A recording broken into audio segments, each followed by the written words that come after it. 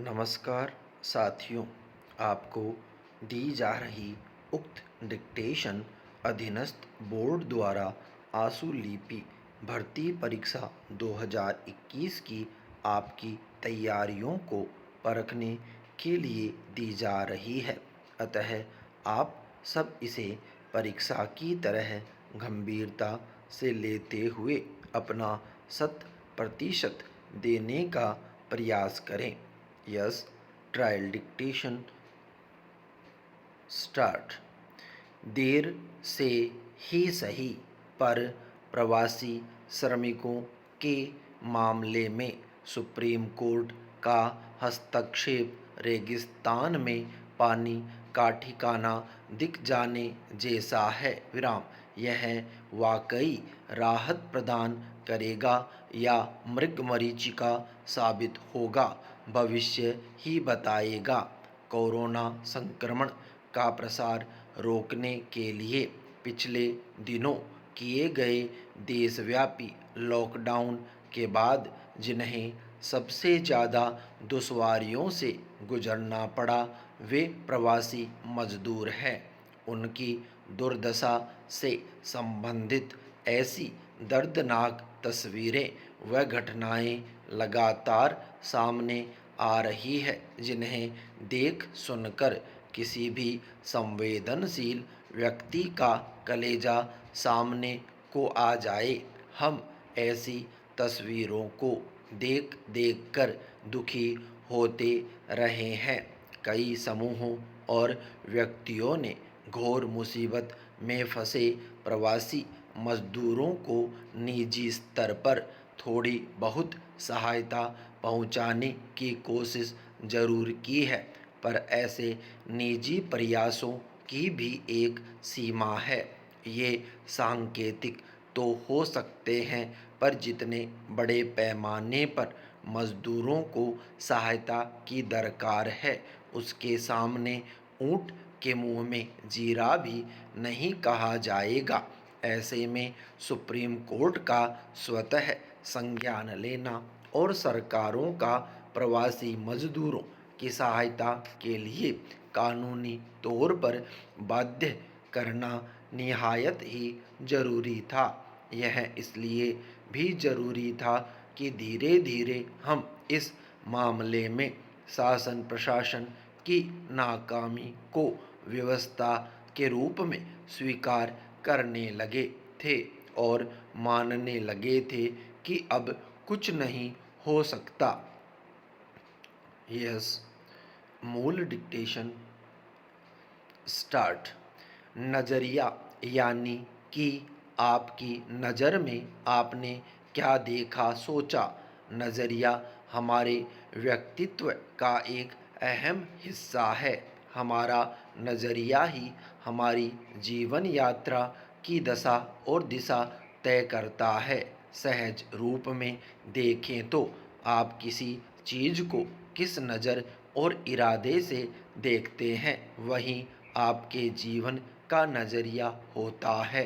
यह सकारात्मक और नकारात्मक दोनों तरह का होता है। जब आपकी नज़र नकारात्मक होती है तो नज़रिया निराशा और दुख का सबब बन जाता है, और जब यह सकारात्मक रूप ले लेता है तो जीवन सहज और सरल दिखने लगता है।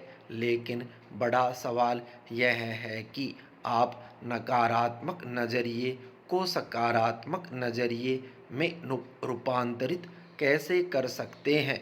इसका जवाब है रूपांतरण आपकी सोचने समझने की क्षमता पर निर्भर करता है। आप जो दुख महसूस करते हुए जो सोच रहे हैं, उसके विपरीत सोचना शुरू कर दीजिए। आपने सुना होगा कि अक्सर कहा जाता है कि नज़रिया बदलने से नज़ारे बदल जाते हैं। तो बस इतना भर ध्यान रखना है कि कोई भी घटना हो, उसे दुखदाई ना मानकर उसे स्वीकार करें। उसे एक नई सीख देने वाली बात मानकर और आगे का रास्ता सहज मानकर अग्रसर होना ही सकारात्मक नज़रिए का मार्ग है। पैरा इसे एक उदाहरण से समझा जा सकता है, जैसे कि कोई एक आदमी कई मुसीबतों का सामना करता है और सोचता है कि गत माह मेरे पाँव को चोट पहुंची, गंभीर होने के कारण ऑपरेशन किया गया। इसके कारण मुझे बहुत लंबे समय तक बिस्तर पर रहना पड़ा।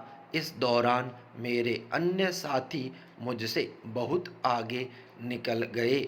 यही नहीं, बीते दिनों ही बेटा कार दुर्घटना में घायल हो जाने के कारण आईसीएस की परीक्षा में अनुत्तीर्ण हो गया, क्योंकि उसे बहुत दिनों तक अस्पताल में रहना पड़ा। कार के टूट फूट का नुकसान हुआ वह अलग, यह मेरे लिए बहुत दुखदाई समय है। मैंने आखिर ईश्वर का क्या बिगाड़ा था, इतना नुकसान हो गया, अब क्या होगा पता नहीं। इस तरह सोचना ही नकारात्मक नज़रिया है। पैरा हमारा नज़रिया हमारी सफलता और जीवन पर बहुत बुरा असर डालता है। इसलिए हमें स्वयं को, अपने परिवार और मित्रों को हमेशा सकारात्मक नज़रिया रखना और देना चाहिए। किसी भी बात पर पूर्ण राय बनाने के पूर्व अलग कोण से सोचिए और फिर जाकर निर्णय लीजिए। हर चीज़ में सुख ढूंढने की आदत बनाइए। मुसीबतों में अवसर ढूंढने का प्रयास करिए, क्योंकि सिर पकड़कर बैठे रहने से कुछ हासिल भी नहीं होने वाला। याद रखिए, दुनिया में सबको बदलने का विफल प्रयास करने से कई गुना ज़्यादा सरल है अपने नज़रिए को बदलना। पैरा अस्त्र शस्त्र और अहिंसा प्रथम दृष्टि में ही विरोधाभासी लगते हैं, लेकिन मुगल एवं ब्रिटिश कालीन भारत में संत योद्धाओं ने शस्त्रों को शास्त्रों में मर्यादित कर अहिंसा की एक नई परिभाषा प्रतिपादित की। पैरा वर्तमान परिप्रेक्ष्य में इतिहास के उस खंड में झांकना भी बेहद रोचक लगता है जब अस्त्र शस्त्रों से सुसज्जित साधु धर्म योद्धा की भूमिका में थे। भारत के इतिहास में सन्यासी और बैरागी परंपराओं के अनेक संत योद्धाओं का वर्णन है। साधुओं के युद्ध में पारंगत होने का प्रमाण अकबरनामा की एक पेंटिंग से मिलता है, जिसमें साधुओं के दो समूह तलवारों से युद्ध कर रहे हैं। यद्यपि इससे भी पहले ग्रंथ बीजक में कबीर दास ने साधुओं की आर्थिक संपन्नता और युद्ध कौशल का जिक्र किया है। पैरा वैसे तो 15वीं शताब्दी से ही निम्बार्क, रामानंदी और विष्णु स्वामी नामक वैष्णव संप्रदायों में मंदिरों, मठों और धर्म गुरुओं की रक्षा करने के लिए साधुओं की सेना होने का प्रमाण मिलता है, लेकिन बैरागी साधु संतों की इस सेना को संगठित एवं व्यवस्थित रूप देने का श्रेय स्वामी बालानंद को ही जाता है।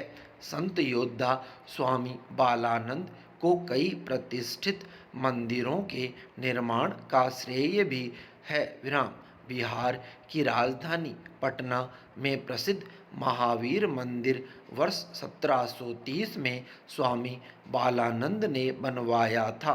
जयपुर से 50 किलोमीटर दूर सीकर जिले के लोहारगल में भी उन्होंने कई मंदिर बनवाए। पैरा रामानंदी संप्रदाय में सैन्य साधुओं का प्रथम संगठनकर्ता 16वीं शताब्दी के प्रारंभ में आचार्य भावानंद जी को माना जाता है।